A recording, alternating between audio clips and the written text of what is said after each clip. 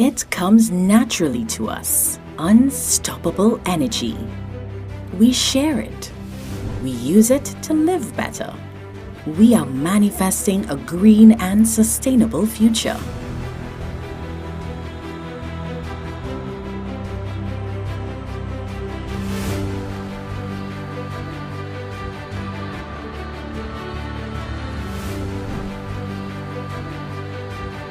NGC, pursuing sustainability at the forefront of energy.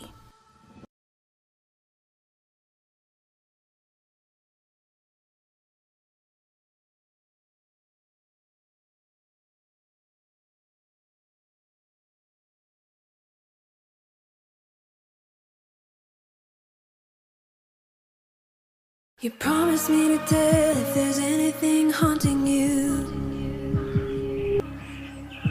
You leave without saying where you're going or where to. Yeah, I can never take away our story now. I can never take away our story now. We've come too far to waste our story. It's our story now. Let's go.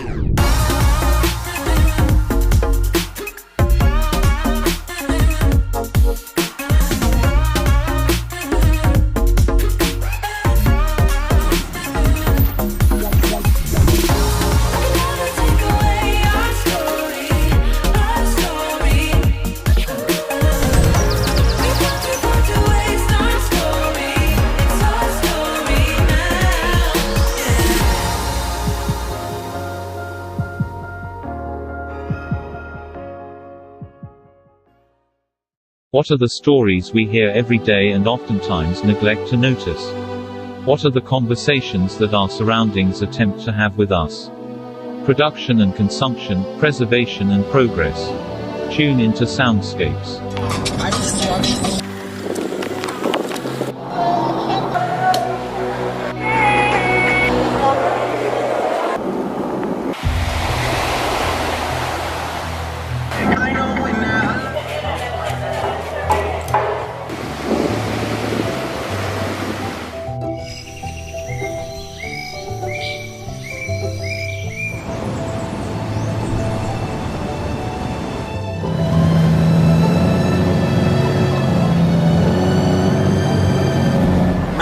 My own, I got that greedy.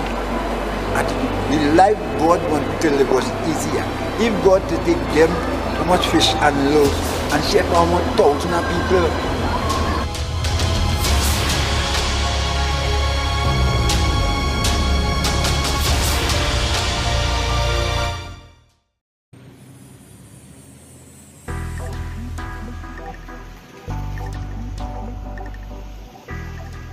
Just because things looking bad now, that don't mean they have to stay that way.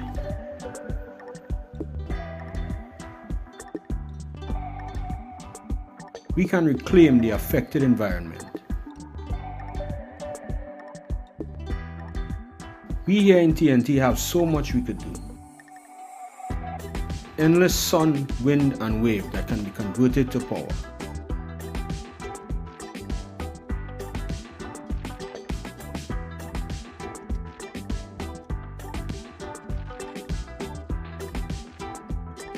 Transition from today to a better tomorrow for all Trinbagonians.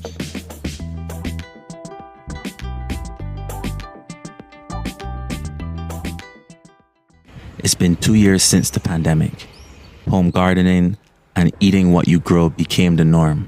Making a nutrient-rich substrate helped reduce my carbon footprint, saving money and reducing my wastage. Composting capitalism and nurturing my mind into freedom. Reaching towards sustainable energy. Rainy days give rise to new ideas. With the sun being so hot recently, utilizing solar energy on this project unlocks all of my creativity and resourcefulness.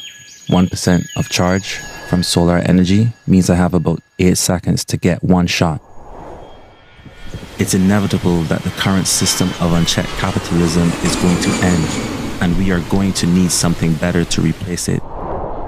So I started with 1%.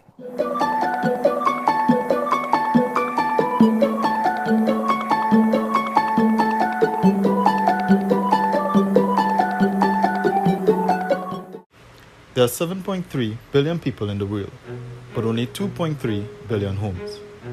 An average home in the Western world ranges from 1,400 square foot to 2,500 square foot. That's huge. In Western countries, we continue to build huge homes only to implement sustainable afterthoughts. But what if the solution was always here? Tiny dwellings. Tiny dwellings promote community, have smaller energy footprints, and can be just as functional as large homes. In a tiny home, you can read, cook, work from home, and relax, just as in a large home. So we ask, why do we always scale up to then try to be more sustainable? Why not transition to smaller homes and tighter, more sustainable communities?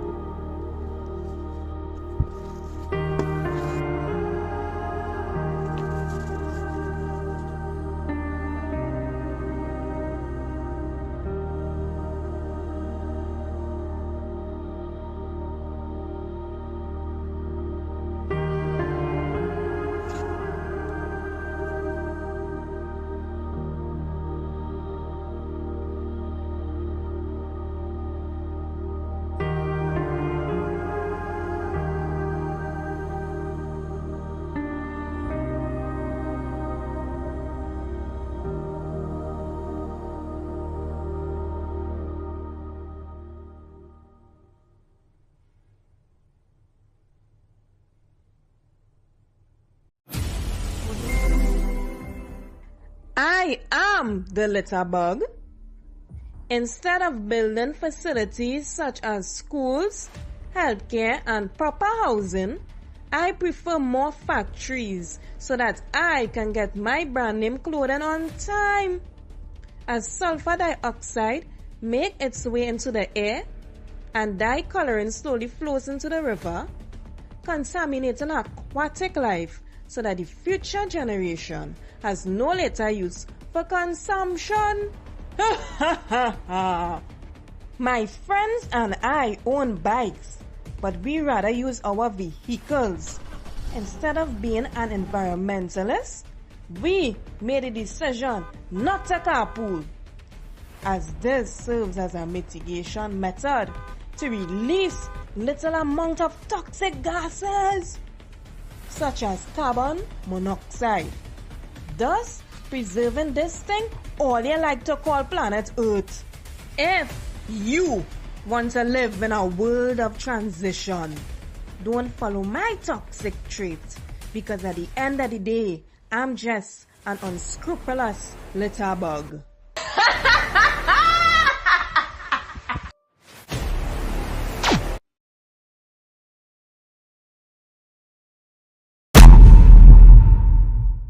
Today at around 3:30 p.m., a truck would have passed by playing loud music, which caused the giraffes, which are within 100 feet of the road, to stampede. Zoo officials had to take emergency steps to calm them and bring the situation under control. Social media has responded by saying, hold them and walk them. We jamming still. The city could burn down. Effects of noise pollution causes hearing problems, psychological issues, physical problems such as headaches, high blood pressure, respiratory agitation, racing pulse, gastritis, colitis, and even heart attacks. This pollution also causes cognitive issues and behavioral changes that affects memory and dulls the mind.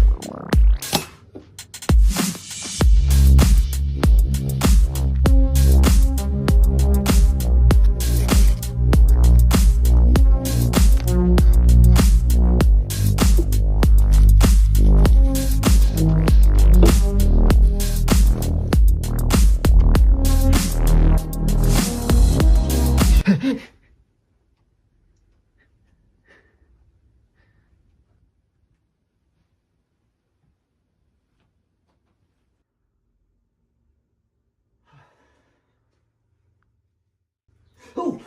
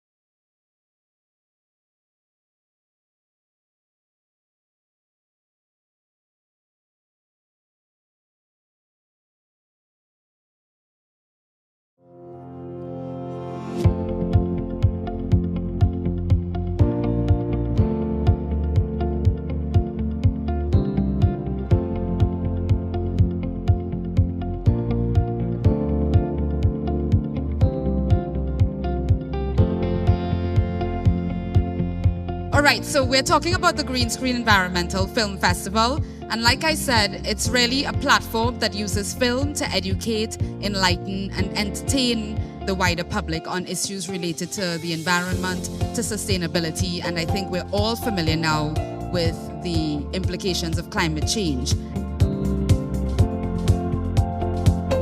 I'm excited to learn about more into the 1.5 degrees because I'm very passionate about the environment and I want to learn more about climate change and all the negative impacts it has.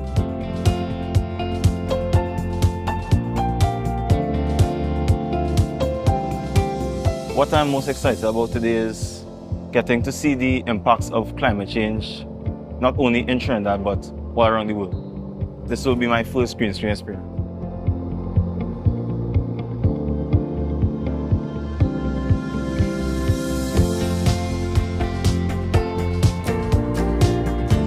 I am very excited about this experience with green screen again. Being a teacher who has come to previous green screens and seeing the value of the short films but also the documentaries that are shown in these festivals, it really cements the part, yes, the curriculum that we have to teach, but also awareness of what is happening in the Caribbean and also internationally. So I enjoy green screen a lot and I'm excited that we're back out in 2023.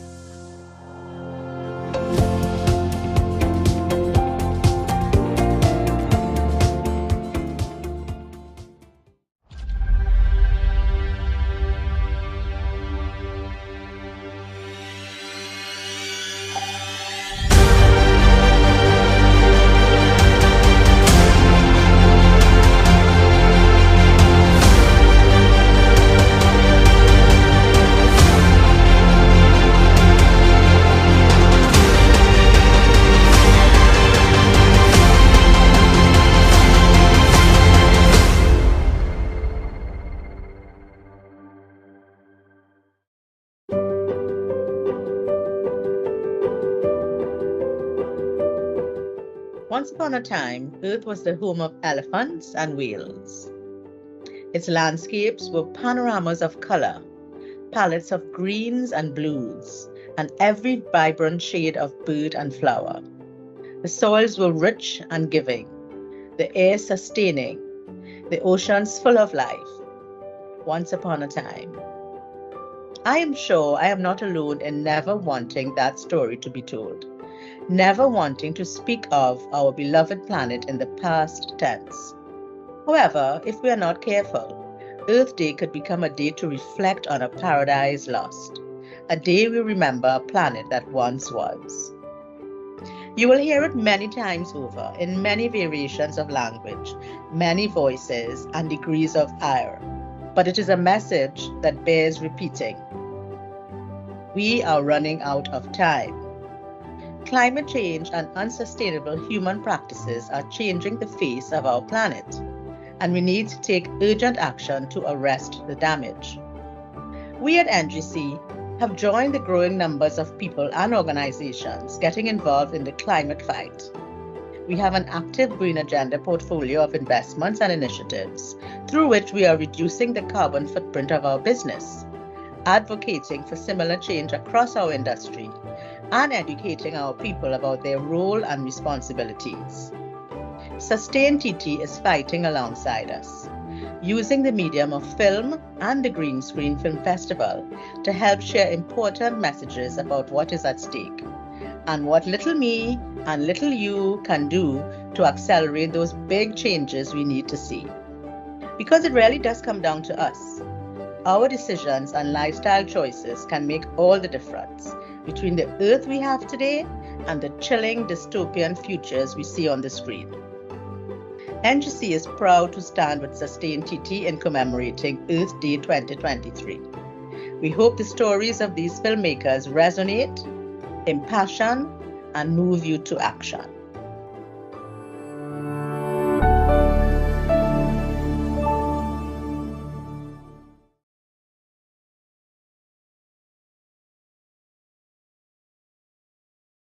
Good evening and Earth Day greetings to you all.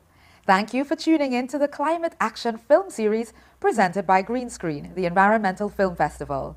I'm Audine Serju, and I have the pleasure of taking you through this evening's short program leading up to the films, all in commemoration of this year's Earth Day. For a little background, Earth Day marks the anniversary of the birth of the modern environmental movement in 1970. It's effectively an opportunity for us, global citizens, to review our relationship with the environment and how our everyday choices help or hinder the journey toward creating more sustainable societies. And of course, Earth Day also presents a platform to bring environmental issues into public focus. Hence, the Climate Action Film Series, which is a short program of films exploring the very real impacts of climate change, as well as stories of resilience, right here at home. So, Green Screen is essentially about using film to advance the important work of public education. It makes sense then that they are collaborating with Climate Analytics, an international organization that has embarked on a program of education and information sharing about the global stocktake, or GST. Now, the GST is the process of tracking countries' progress towards their Paris Climate Agreement goals.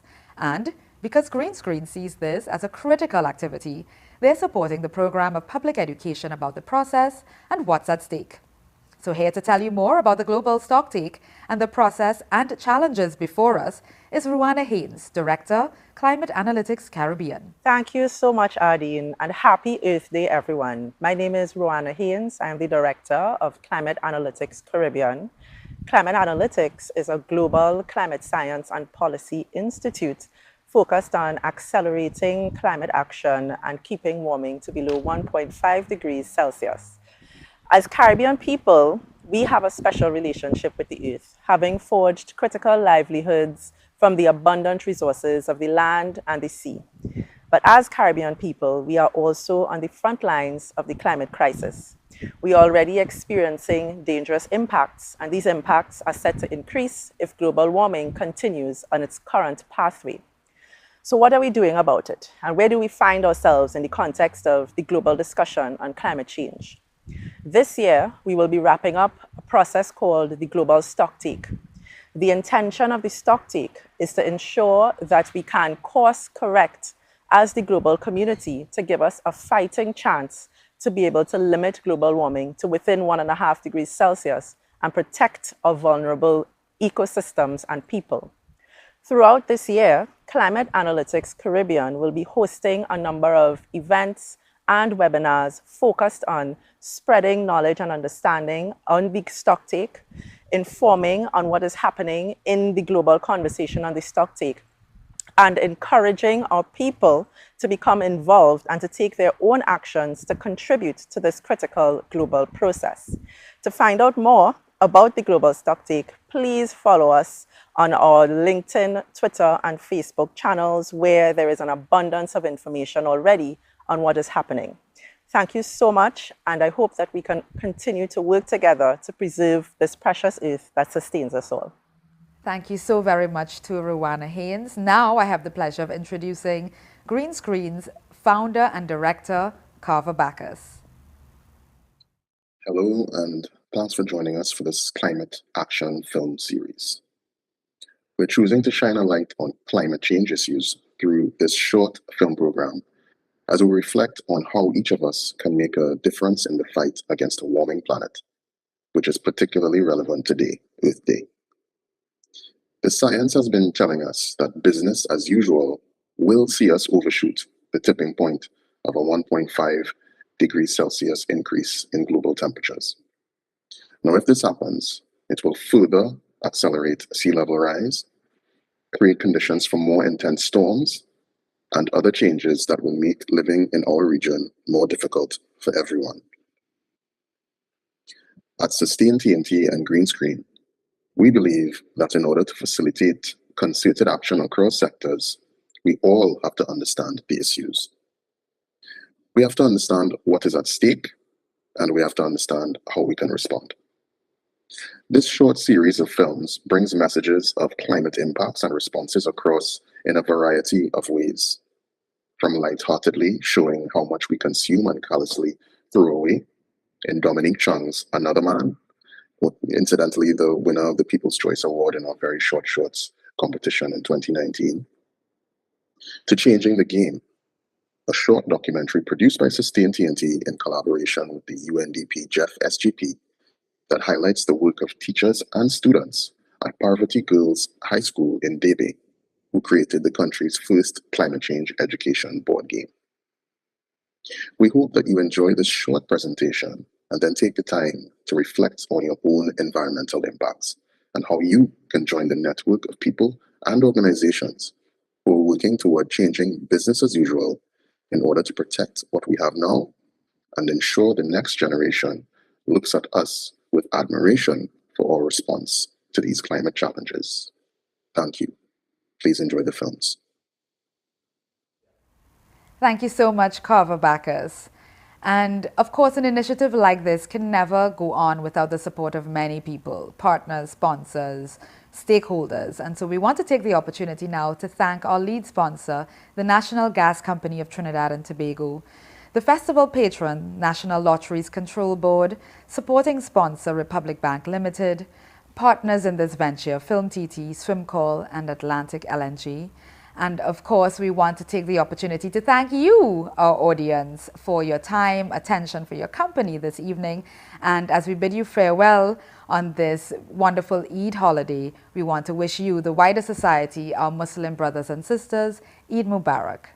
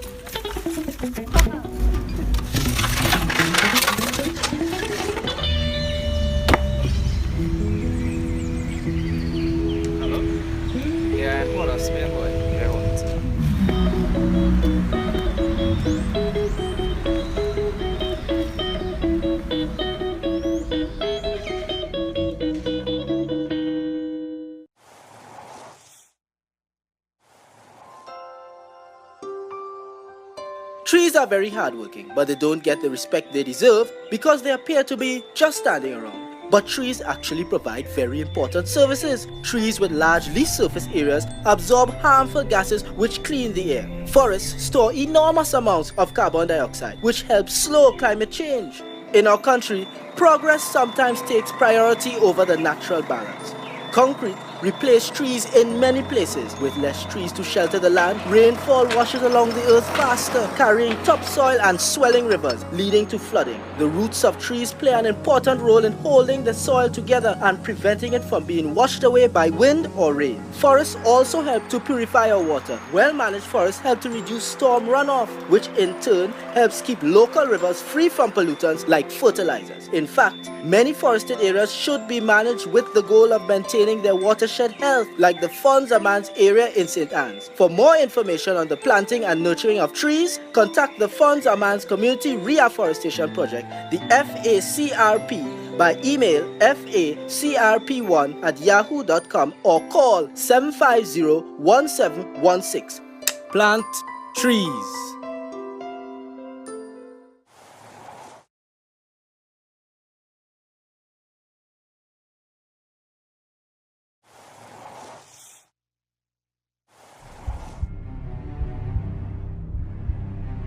Our world changes constantly.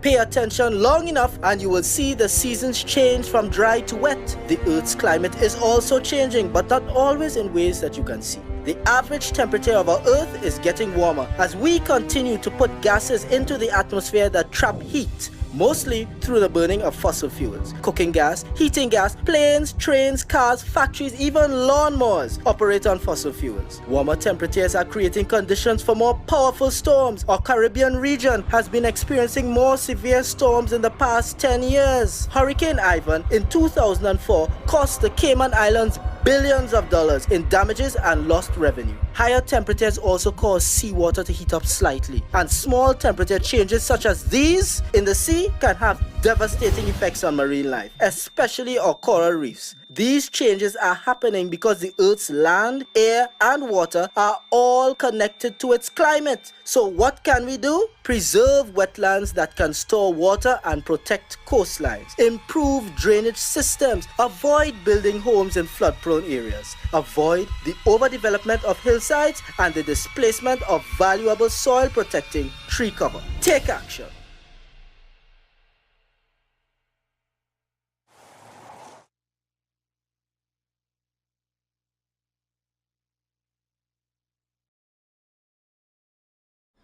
Side by side we stand, islands of the blue Caribbean Sea. This our native land. We pledge our lives to thee. I am the principal of Parvati Girls Hindu College. It is difficult to really pinpoint a time when I decided I wanted to be an educator, because I know in my young days my family still teased me a lot about it. I hated school. I did not even want to go to school. Every day I would hide my book wherever so I would not have to go to school. But somewhere along the line I started to get teachers who cared a little more and made the classroom different. And those are the teachers who impacted on me. So I tell my teachers even now that teaching makes such a difference to a child. One teacher could make a difference. And this is why we all go to the classroom and we have to put out our 100%. We might make a difference to one child.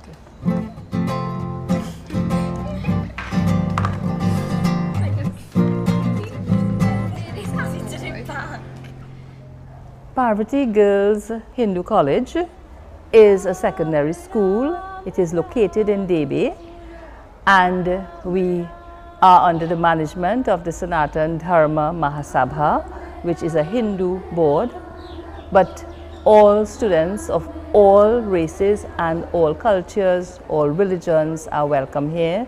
We get very, very good responses about the reputation of the school.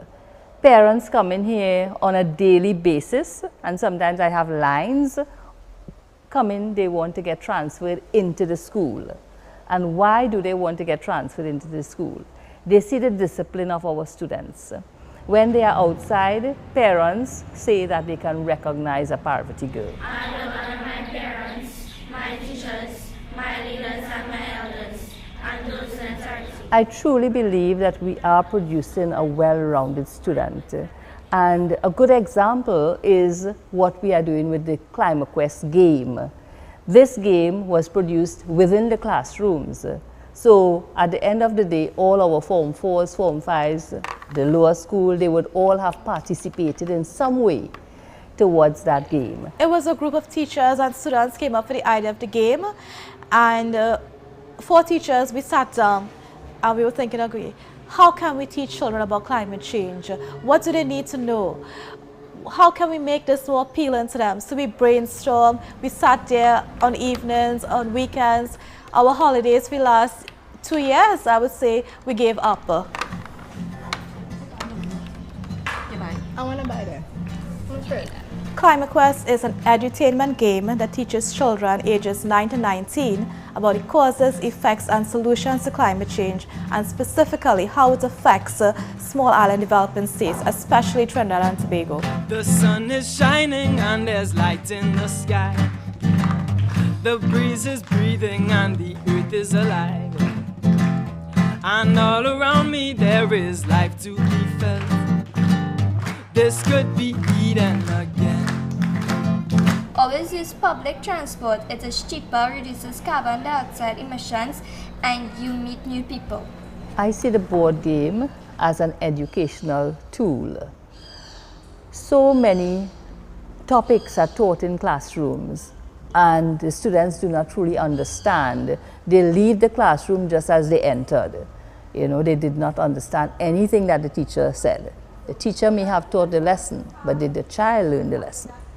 And so with the board game, they can practice in class, they can revise at home, they have their peers working with them so they can discuss the topics, and so it makes it more alive. This could be Eden again, oh Eden again. A living garden and a paradise for men. I'm singing Eden again, oh Eden again. And then when we know that we'll make this Eden again. I think that game is really fun because I rather play that game than sit down in a boring classroom. Like, oh my God, seriously.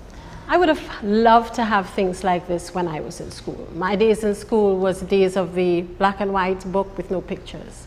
That would have made a tremendous difference to me. If you don't know anything about climate change and global warming, if you play this game once or twice, you would eventually learn a lot about it. As a teacher, what worried me a lot was that when students were being taught about climate change in classrooms, they were taught about how it affects the polar bears, how it affects the ice caps, how it affects the rise in sea levels. There was very little about how it affects our small island developing states, our endangered species, our leatherback turtles, our manatees, our golden tree frogs.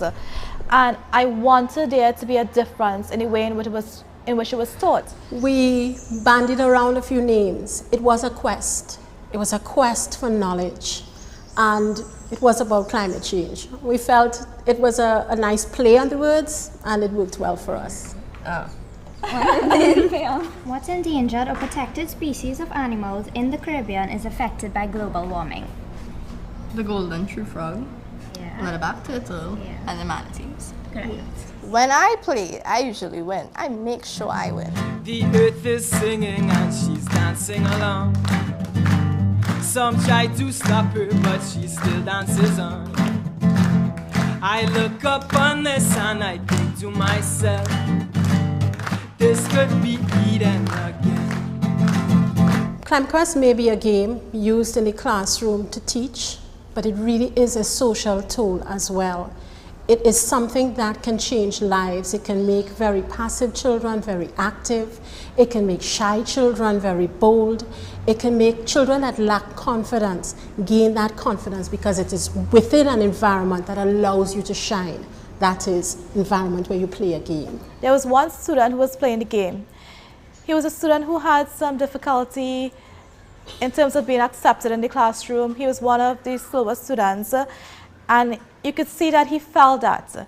And during the game, the students who were playing with him made him develop confidence.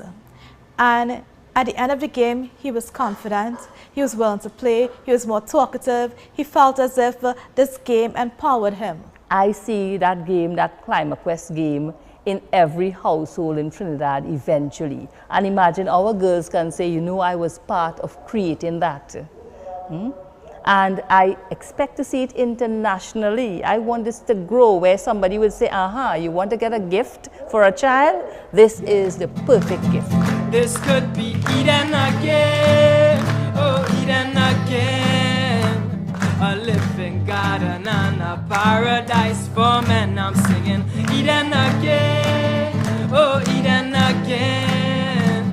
And then when we know that we could, we'll make this Eden again. If I had to say anything going forward in this, I would encourage teachers to get involved in things like these. They make a difference. Students really do follow what we do and not what we say. A small school from Debe, whom very little people know about, can make a big change in the world, can change people's attitudes towards climate change, people's attitudes towards the environment, can influence choices they make later on in life. For me, I love making a difference to the young girls at this stage of their lives. I see women as having a major role to play in society. I mean, they are the bedrock, to use a cliche, of society. A woman is a mother. Every woman hopes to be a mother at some time. And just being a mother, you can share. So we have a multiplier effect on anything that we teach here. All the values of discipline, all the morals, whatever we teach, I can see that multiplier effect affecting the society and injecting positivity. If I do see my dad or my sister throwing garbage on the side of the road or something, I will tell them about it and say, hey, you're not supposed to do that. You're supposed to start with yourself in order to prevent these effects of climate change and all that, you know. So you need to begin with you. You know, change starts with you. This could be Eden again, oh Eden again. A living garden and a paradise for men. I'm singing Eden again, oh Eden again. And then when we know that we could, we'll make this Eden again.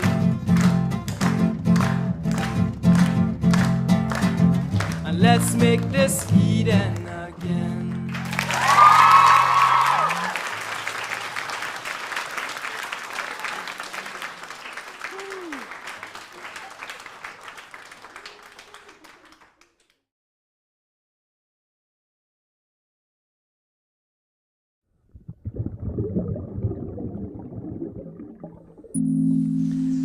Diving is really my passion because it's like flying underwater and a whole different world, so you really see so many new species which you would never see on land. So you have different types of fishes, different types of corals, and you see lobsters, you see turtles, but also the small fish and the corals are really interesting and are really something nice to look at.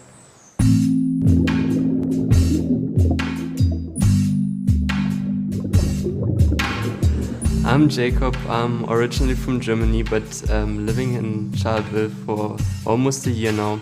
I'm working with Eric as an eco-diver trainer. So I live in Charlottesville, a small village, and people might think I'm bored here because it's really not too much stuff to do here if you're not into environment, and I'm really into environment. Therefore, for me it's just like paradise. I have something to do 24/7. May it be work here, may it be schoolwork, or may it just be diving, snorkeling, or whatever other recreational activity I can do.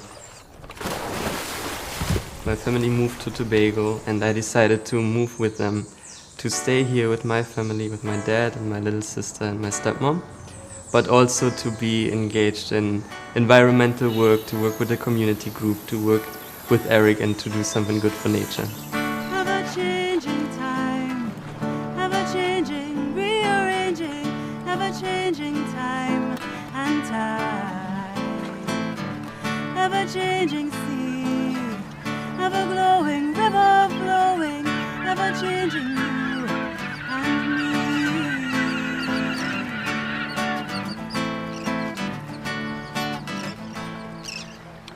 Charlottesville strikes me as a village where people have big intentions and I think are encouraged to do things. However, they need the facilities to bring their energy somewhere. And we hope that Eric can be one of those facilities. Ever-changing scene, ever-changing colors dancing, ever-changing gold and green, ever-changing blue, every day a brand new painting, ever-changing me and you.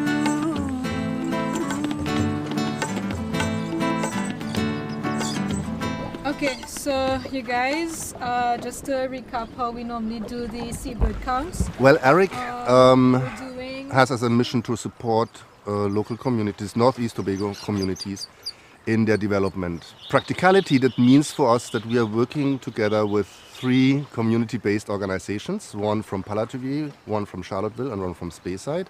And those organizations have sent 2 representatives to Eric. And with those 6 people, we are working now since over a year in training them to understand the importance of marine conservation. We train them in diving, we train them in taking data, marine data underwater as well as terrestrial data. So the first time I went diving, it was very, the experience was just out of the world. And you know, you live on land, but underwater it's like a whole new world. And to see like the different fishes and stuff like that, swimming around in the little groups and stuff, it was really cool. I felt like a mermaid.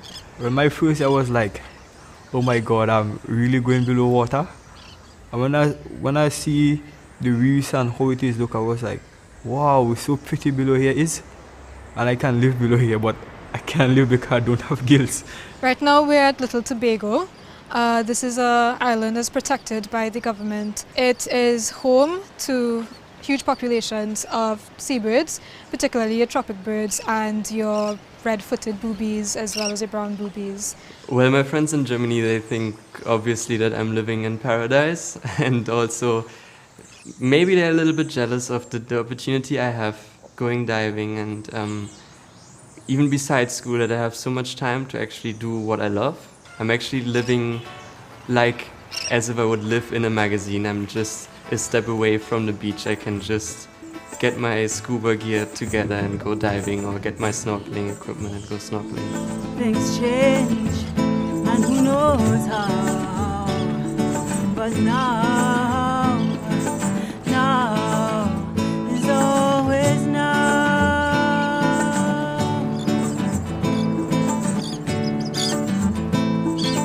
What really brought me to Trinidad and Tobago, I was working on my master's program on four-eyed fishes, which is a very rare species in Trinidad and Tobago.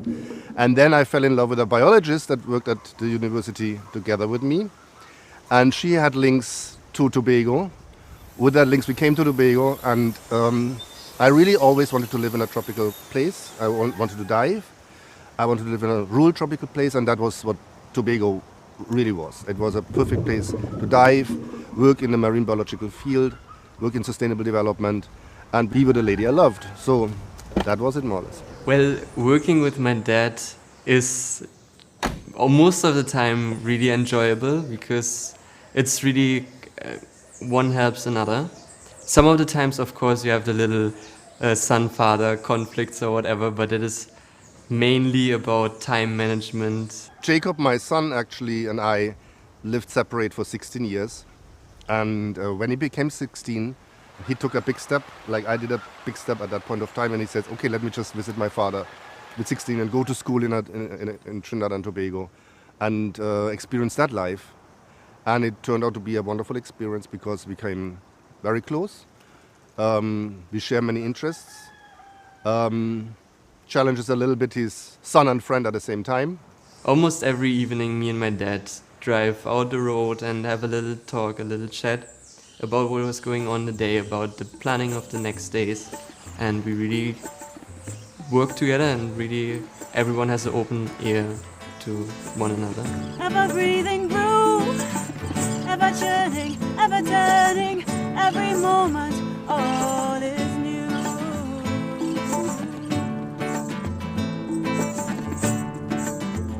Basically, for me, the most important lesson I've learned so far is that your community members are vital in terms of getting information and getting things done.